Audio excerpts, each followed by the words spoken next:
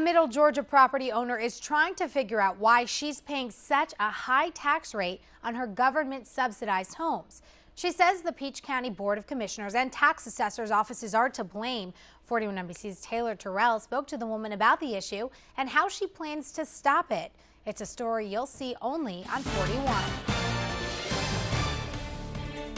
A Housing and Urban Development, or HUD, property owner in Fort Valley claims the chief tax assessor is unfairly raising taxes on her low-income tenants. Now, the owner filed a Fair Housing Act complaint and says the underlying issue is race-related. And I spoke with the woman as she showed me around her property, and she tells me she's ready to take action. The tenants that I'm talking about here are a protected class of tenants. And based on my research, this is the highest assessed property tax value in the state of Georgia. Property owner Marilyn McDowell is barely holding on to her 10 acres of government subsidized housing.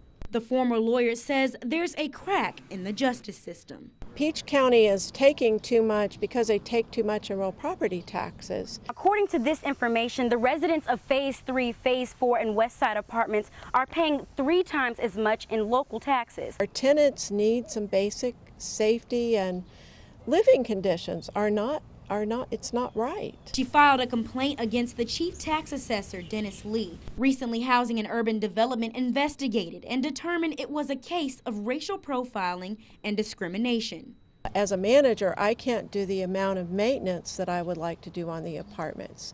I mean, it's just tragic. So she went looking for answers. Well, unfair taxation in the state of Georgia is very specific.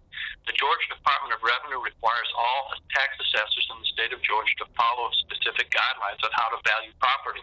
In Peach County, that's not being done. The adjusted fair market value for her properties ranged from more than $700,000 to $1.5 million. The county has turned this over to the sheriff's department to collect taxes that she can't afford to pay because they're basically taxing her out of existence.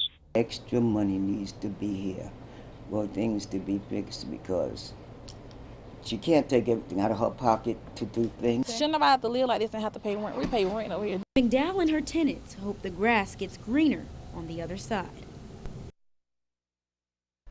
I tried reaching out to Dennis Lee, who is the chief tax assessor, and he told me he doesn't want to talk about the issue. Now, according to research, tenants are taxed 13 cents on the tax dollar compared to the average, which is about 5 cents on every dollar. And HUD is still in the process of investigating.